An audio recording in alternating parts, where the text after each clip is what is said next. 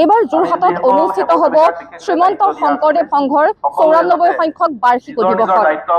যোৰহাটৰ মৌবন্ধাৰ এৰালতলী পথাৰত বৈষ্ণৱ পণ্ডিত সোণাৰাম চুতীয়া সমন্বয় ক্ষেত্ৰত 94 সংখ্যক বাৰ্ষিক অধিৱেশন অনুষ্ঠিত হ'ব আৰু আজি তাৰ পবিত্ৰ লাইখুটা স্থাপন অনুষ্ঠান। মোৰ সহযোগে দেখুৱাইছে বিভিন্ন প্ৰান্তৰ ভকত বৈষ্ণৱে আহি ভৰি পৰিছে এৰালতলী পথাৰ। প্ৰায় 20,000 ভকত বৈষ্ণৱৰ উপস্থিতিত আজি পবিত্ৰ লাইখুটা স্থাপন অনুষ্ঠান অনুষ্ঠিত হ'ব।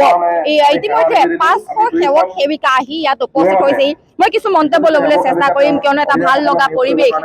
এইবাৰ যোৰহাটত অনুষ্ঠিত হ'ব শ্ৰীমন্ত শংকৰদেৱ সংঘৰ 94 সংখ্যক বাৰ্ষিক অধিৱেশন। এই মুহূৰ্তত কি ক'ব? কৃষ্ণ জয় গুৰু শংকৰ। মই জয়তে সদৌ অসমৰ ভকত বৈষ্ণৱক মই সেৱা নিবেদন কৰিছোঁ। আপোনালোকে জানে যে আমাৰ যোৰহাটৰ যি 94 সংখ্যক বাৰ্ষিক অধিৱেশন, এই বাৰ্ষিক অধিৱেশনখন আমাৰ 6, 7, 8 আৰু 9 ফেব্ৰুৱাৰীত অনুষ্ঠিত হ'ব। আৰু তাৰ কাৰণে আজি প্ৰাৰম্ভিক যিখিনি কাম, ইয়াতে আমাৰ এই যি পবিত্ৰ লাইখুটা স্থাপনৰ যিটো অনুষ্ঠান, এই অনুষ্ঠানটো আমাৰ আৰম্ভ হৈছে। ইতিমধ্যে আমাৰ ইয়াতে নাম প্ৰসংগ হৈ গ'ল আৰু ইয়াত আমাৰ বিভিন্ন ঠাইৰ পৰা, আমাৰ অসমৰ বিভিন্ন ঠাইৰ পৰা আমাৰ কেন্দ্ৰীয় সদস্যসকল আহিছে, প্ৰধান সম্পাদক বাপ আহিছে, প্ৰধান আমাৰ পদাধিকাৰ বাপ আহিছে আৰু লগতে কেন্দ্ৰীয় সদস্যসকলো আহিছে আৰু বিভিন্ন জাতি ধৰ্মৰ যিসকল লোক ভক্তপ্ৰাণ ৰাইজ, সেই তেখেতসকলো আহি ইতিমধ্যে উপস্থিত হৈছে। আমাৰ অলপ পিছতে আমাৰ 10 বজাৰ লগে লগে আমাৰ এই পবিত্ৰ লাইখুটা স্থাপন হ'ব আৰু তেখেতসকলক আমি আপ্যায়নৰ কাৰণে ইয়াত ব্যৱস্থা কৰা হৈছে। লগতে আমাৰ এখন মুকলি অধিৱেশন হ'ব। এই মুকলি অধিৱেশনতো আমাৰ কাৰ্যকৰী সভাপতি শ্ৰদ্ধাৰ অজন্তা নেওগ বাইদেউ আহিব, তাৰপিছত আমাৰ কৃষিমন্ত্ৰী অতুল বৰা আহিব, লগতে আমাৰ ইয়াত যি ডিষ্ট্ৰিক্ট প্ৰশাসন আছে, আমাৰ পুলিচ প্ৰশাসন আছে বা আমাৰ যিসকল মানে এডমিনিষ্ট্ৰেটিভ ছাইডৰ যিসকল বিষয়া আছে, তেখেতসকলে আহি আমাৰ ইয়াতে সকলো দিশত সহায় সহযোগ আগবঢ়াইছে। আমাৰ কেন্দ্ৰীয় সেৱা বাহিনীৰ আমাৰ বিষয়ববীয়াসকল আহিছে। তাৰপিছত আমাৰ ইয়াৰ যোৰহাটৰ আমাৰ যি 16খন আঞ্চলিকৰ গোটেই ভকত বৈষ্ণৱ আহি আমাৰ এই অনুষ্ঠানটো সৰ্বাংগ সুন্দৰ কৰাৰ কাৰণে তেখেতসকলে ইতিমধ্যে ইয়াতে সকলো দিশত লাগি আছে। গতিকে আমি ভাবিছোঁ যে আমাৰ এই যিসকল ভকত বৈষ্ণৱ আহিছে, তেখেতসকলক আমি যাতে সুন্দৰ ধৰণে আপ্যায়ন কৰি আমাৰ এই অনুষ্ঠানটো, মাংগলিক অনুষ্ঠানটো আমি যাতে সুচাৰুৰূপে পালন কৰিব পাৰোঁ, তাৰ কাৰণে আমি যৎপৰোনাস্তি চেষ্টা কৰিছোঁ আৰু আপোনালোকৰো আমি সহায় সহযোগ বিচাৰিছোঁ, যাতে আপোনালোকে আমাক এই অনুষ্ঠানটো সফল কৰাত আপোনালোকে সহায় সহযোগ কৰে। গতিকে এইখিনিকে আমি কৈছোঁ। ইয়াত আমাৰ প্ৰায় 15,000 পৰা 20,000 ভকত বৈষ্ণৱ হ'ব বুলি ভাবিছোঁ। আমাৰ ইতিমধ্যে এই ভোজনালয়ত আমাৰ প্ৰায় 35টা আমি চুকা খনাইছোঁ। তাত আমাৰ ইতিমধ্যে 40-50 জন আমাৰ ৰান্ধনীয়ে আমাৰ সিদ্ধ অন্নৰ ব্যৱস্থা কৰি আজিৰ দিনটোৰ কাৰণে। আৰু ইয়াত আমাৰ এই যিটো ভোজনালয় দেখিছে, এই ভোজনালয়টো আমাৰ প্ৰায় ইয়াত 15,000 ভকতৰ কাৰণে আমি বেচ কৰি পেলাই আমি এই খোৱাৰ ব্যৱস্থা কৰিছোঁ।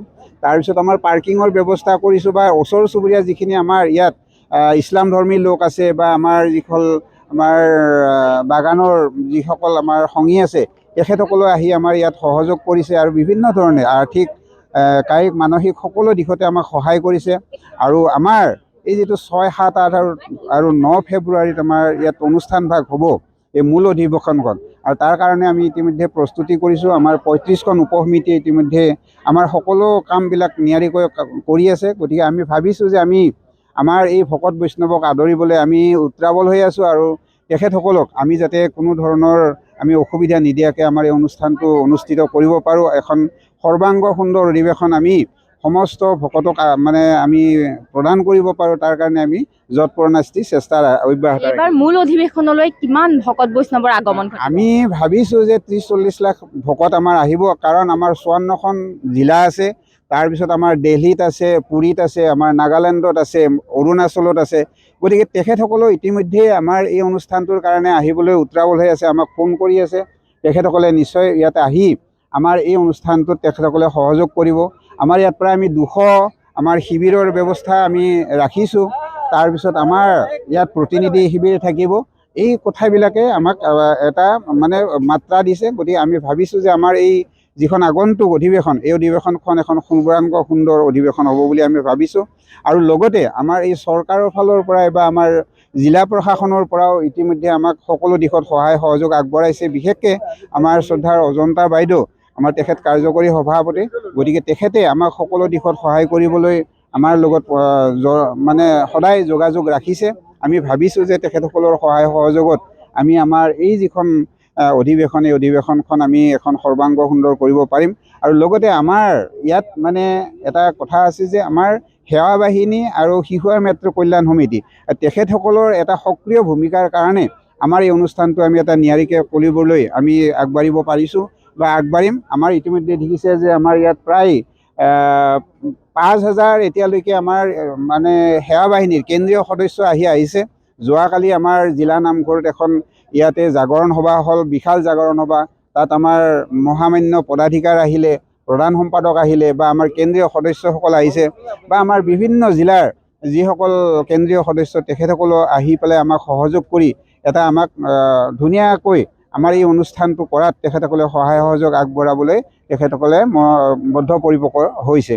গতিকে আমি ভাবিছোঁ যে আমাৰ আগন্তুক এই যিখন অধিৱেশন এই অধিৱেশনখন এখন আমি সৰ্বাংগ সুন্দৰ অধিৱেশন পাতিব পাৰিম। গতিকে তাৰ কাৰণে আপোনালোকৰ আমি সহায় সহযোগ বিচাৰিছোঁ।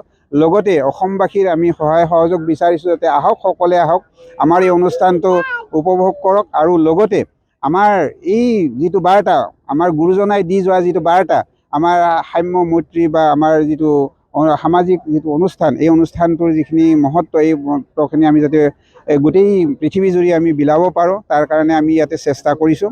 গতিকে এইখিনিকে মই আপোনাৰ সবৰ চৰণত সেৱা জনাইছোঁ। কৃষ্ণ। হয়, 2025 বৰ্ষৰ 6, 7, 8 আৰু 9 ফেব্ৰুৱাৰীত শ্ৰীমন্ত শংকৰদেৱ সংঘৰ 94 সংখ্যক অধিৱেশন অনুষ্ঠিত হ'ব আৰু প্ৰায় 40 লক্ষাধিক ভকত বৈষ্ণৱক আদৰিবলৈ আজিৰ পৰাই প্ৰস্তুতি আৰম্ভ হৈছে। সকলো ফালৰ পৰা ভকত বৈষ্ণৱসকল আহি উপস্থিত হৈছেহি। এই শুভ মুহূৰ্তত কি ক'ব? শুভ মুহূৰ্তত আমাৰ বহুত ভাল লাগিছে। ইমান ডাঙৰ এটা অনুষ্ঠানত আমি যে সকলো ভকতবৃন্দক আপ্যায়ন কৰিবলৈ চেষ্টা কৰিছোঁ, যাতে সকলো সুকলমে হৈ যায়, এইটোকে আশা কৰি আমি আজি প্ৰথম কাৰ্যসূচী হাতত লৈছোঁ। হয়, কিছু সময়ৰ পাছতেই ইয়াত প্ৰধান সম্পাদক বাপজনা, পদাধিকাৰ বাপজনা উপস্থিত হ'ব আৰু তাৰ পাছতেই পবিত্ৰ লাই খুঁটা স্থাপন অনুষ্ঠান অনুষ্ঠিত হ'ব। উদুলি মুদুলি এক পৰিৱেশ মৌবন্ধাৰ এৰালতলি পথাৰত এইবাৰ শ্ৰীমন্ত শংকৰদেৱ সংঘৰ 94 সংখ্যক বাৰ্ষিক অধিৱেশন অনুষ্ঠিত হ'ব। আজিৰ দিনটোত প্ৰায় 20,000 ভকত বৈষ্ণৱৰ উপস্থিতিত পবিত্ৰ লাই খুঁটা স্থাপন কৰা হ'ব। চাৰিওফালৰ পৰা আচলতে ব্যস্ততাৰ অন্ত নাই। কিছু সময়ৰ পাছতেই সেই পবিত্ৰ ক্ষণটো আহি উপস্থিত হ'বহি। পুৱা 10 বজাৰ লগে লগেই পবিত্ৰ লাই খুঁটা স্থাপন কৰা হ'ব। বিভিন্ন প্ৰান্তৰ পৰা সেৱক সেৱিকাসকল আহিছে। সকলোৱে আজিৰ দিনটোৰ পৰাই মূল অধিৱেশনৰ প্ৰস্তুতি আৰম্ভ কৰিব। যোৰহাট জিলা প্ৰশাসন যথেষ্ট তৎপৰ হৈ আছে। জিলা প্ৰশাসনৰ তৰফৰ পৰা কৰিবলগীয়া সকলো কাম কৰা হৈছে বুলিও ইতিমধ্যে উদ্যোক্তাসকলে উল্লেখ কৰিছে। আৰু কিছু সময়ৰ পাছতেই আজি যিহেতু পবিত্ৰ লাই খুঁটা ইয়াত স্থাপন কৰা হ'ব, বিভিন্ন প্ৰান্তৰ পৰা ভকত বৈষ্ণৱসকল ইয়াত উপস্থিত হৈছেহি। প্ৰায় 20,000 ভকত বৈষ্ণৱৰ উপস্থিতিত আজি পবিত্ৰ লাই খুঁটা স্থাপন কৰা হ'ব আৰু 2025 বৰ্ষৰ 6, 7, 8 আৰু 9 ফেব্ৰুৱাৰীত শ্ৰীমন্ত শংকৰদেৱ সংঘৰ এইবাৰ 94 সংখ্যক অধিৱেশন যোৰহাটৰ মৌবন্ধা এৰালতলি পথাৰত অনুষ্ঠিত হ'ব। এইবাৰ প্ৰায় 40 লক্ষাধিক ভকত বৈষ্ণৱক আদৰিবলৈ সাজু হৈছে আদৰণি সমিতি আৰু কিছু সময়ৰ পাছতেই আজি এই পবিত্ৰ লাই খুঁটা স্থাপন অনুষ্ঠান অনুষ্ঠিত হ'ব।